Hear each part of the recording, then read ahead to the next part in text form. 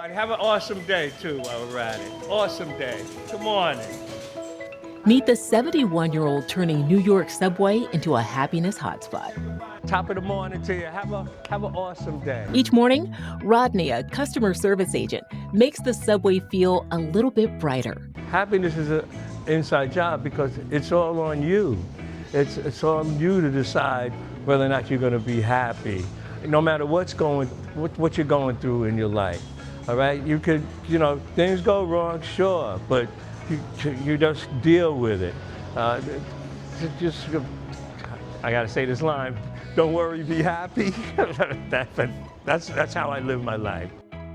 Hello, I'm Dana Taylor, and this is USA Today's The Excerpt. In honor of World Kindness Day, we've partnered with the Humankind team at USA Today for a deeper exploration on the topic of compassion. What drives us to carry out acts of kindness for total strangers?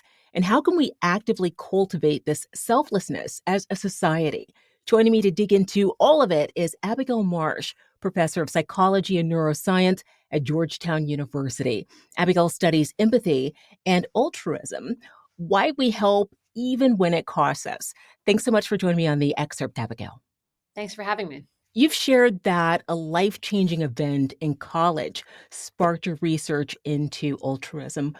What happened? Yeah, I was visiting my hometown of Tacoma, Washington during the summer between college years. And as I was driving south on the Interstate 5 freeway over an underpass, a dog ran out in front of my car. And I swerved to avoid it, as lots of people do, which resulted in my car spinning out, actually doing big donuts across the freeway until I ended up stranded in the fast lane of the road on an overpass that had no shoulders. And the car wound up facing backward into oncoming traffic and the engine died. And so I was in imminent danger of being hit by any of the cars and trucks that raced by until a stranger appeared, what seemed to me out of nowhere. I later figured out that he must have stopped immediately upon seeing my stranded car, pulled across to the other side of the road, and then run across 5 or 6 lanes of freeway traffic to reach me in the middle of the night, get me back to safety. And then after making sure I was going to be okay, just disappear again with a very kindly, you take care of yourself. And there's something about actually being rescued by a stranger and owing your life to somebody that you've never met before, who risked his life to save yours, that I think puts the capacity of humans for altruism in a whole new light and made me really motivated to try to understand it. How did that moment shape your worldview and ultimately lead you to study empathy and altruism? I think I had never appreciated previously how profound it is for somebody to risk significant injury or death to save a stranger. And I don't know if I ever fully believed it was possible until it happened to me, as is so often the case. And given how I almost certainly owed my life to this man, whose name I never found out to my great dismay, it really bothered me that I didn't understand why he had done what he'd done, and it motivated me to try to study it as a scientist later in my career. And I also feel it's a little bit of a debt of gratitude that I can pay back for what he did. And what does your research reveal about why some people are hardwired to instinctively help others, even at great personal risk, while others hesitate? What it seems to be the case is that people exist on what I call a caring continuum. So people vary in how much care they feel for others, including people who are complete strangers. With people who are psychopathics, who have unusually callous, remorseless personalities and engage in a lot of antisocial behavior on one far end of the continuum, which is anchored at the other end by people who are unusually empathic and generous and compassionate, and are much more likely to engage in acts of extreme altruism, like my rescuer did. And I've studied other heroic rescuers in the years since, as well as people who have given bone marrow or an organ, like a kidney, to a stranger, using both brain imaging research and behavioral research and lots of interviews to try to understand, especially why extraordinary altruists do what they do. And what we've discovered is that such people are sort of anti-psychopathic. So the things that people who are psychopathic have too little of, people who are very altruistic have more of. They are better at empathizing with other people's distress. They really seem to understand and recognize when other people are suffering or in need better than the average person does, which I think is one reason they're motivated to help when other people are in need. And this seems to be associated with both structural and functional differences in their brains. For example, a region of their brain called the amygdala, which tends to be smaller than average in people who are psychopathic, tends to be larger than average in people who are very altruistic. I know that you've explored so many examples of altruism and kindness in your research. Can you share one that really stands out to you? Oh gosh, there's so many to choose from. It's very difficult. Maybe one of them is an altruistic kidney donor who I met years ago when we brought him in for a brain scan here at Georgetown University. But what was so interesting about him is that he had, as he tells it, not been a really nice guy when he was younger, when he was a young man.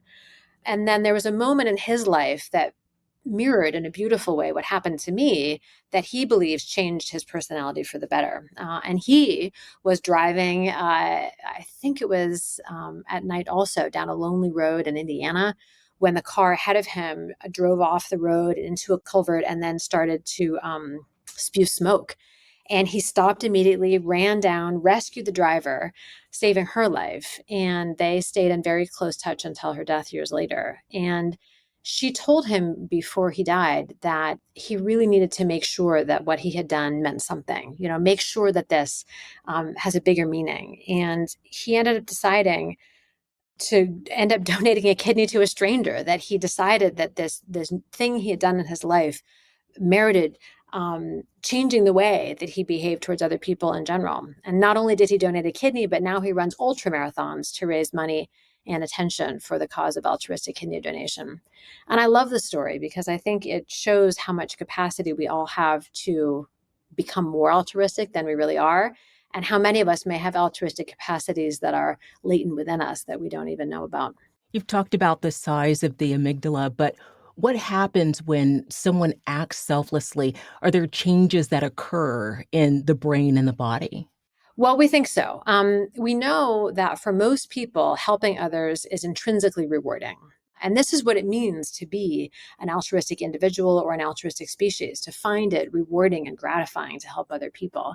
Some people will argue, well, if you find helping others gratifying, if you find it pleasurable or rewarding, then it can't really be altruistic. Then what you've done is selfish. But I think that doesn't logically hang together, because that would require that the most altruistic people are those who give begrudgingly or unwillingly, which doesn't make any sense.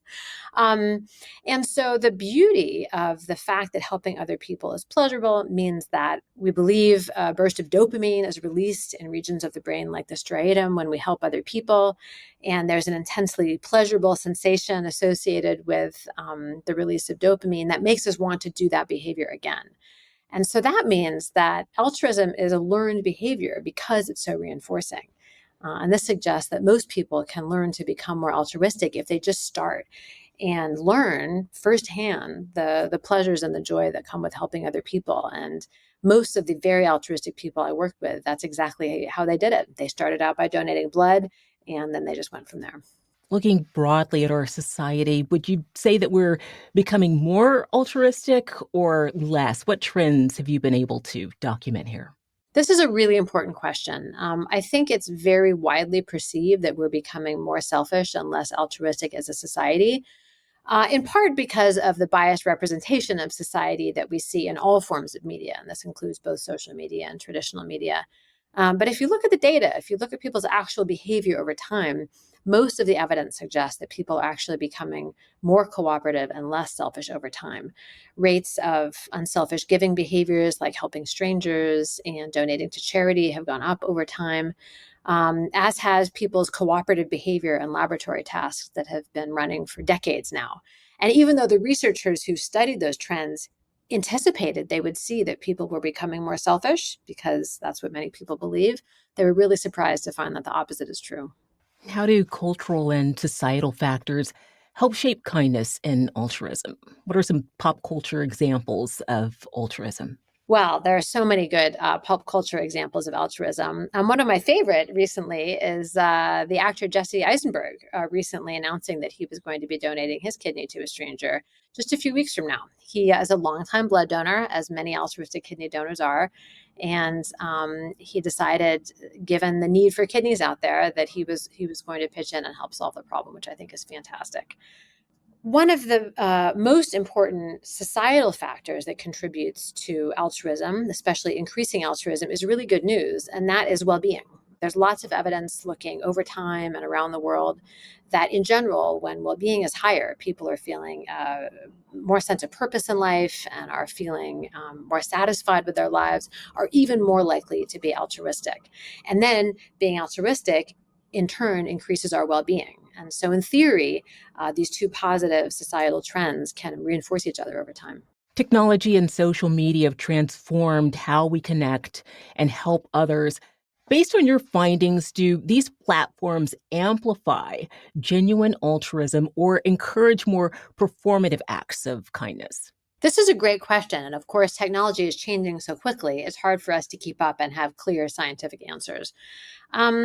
I think, like a lot of tools, social media, which just is a tool, and all the technology we use today, gives us the opportunity to be more altruistic if we would like to be. So, for example, platforms like GoFundMe, which never existed before, give so many people the opportunity to help strangers they never would have had before, including, I've heard recently, Taylor Swift, who has done many sneaky donations to needy strangers on GoFundMe over the years.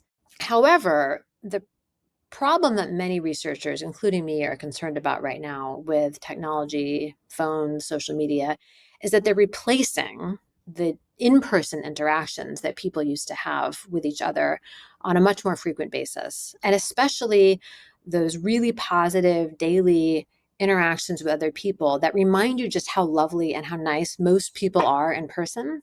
And having those rewarding experiences with other people improves the way that you think about other people. It reminds you how nice they really are and makes you more likely to be altruistic. Unfortunately, social media platforms in particular tend to amplify the voices of the most narcissistic and the least pro-social people among us. That's what the algorithms do. And I worry that it's making people more cynical about human nature and less likely to want to help other people because of the perception that it gives them about human nature. So I think that's what we need to be cautious about. And then for those who want to be more compassionate themselves, what's one small science-backed step they can take today? I think the most important thing that you can do if you'd like to be more pro-social is just start. And it doesn't matter what you do. It's kind of like working out. When people say, what's the best workout I should do? Experts always say, whatever you enjoy doing, because then you'll do it. You'll keep doing it. And the same is true with helping other people. If you don't mind needles, maybe donating blood is a thing for you. Maybe working in a volunteer soup kitchen or another center where you can work with people directly. If you're a very extroverted person, is the thing for you. Maybe donating money is the right thing. As long as it's something that you personally find rewarding, it's much more likely to lead to an increasing spiral of pro-social behavior in the future. For more stories of kindness, please check out USA Today's Humankind at usatoday.com/humankind. Thank you so much for being on the Excerpt, Abigail. Thank you for having me. Thanks for watching. I'm Dana Taylor. I'll see you next time.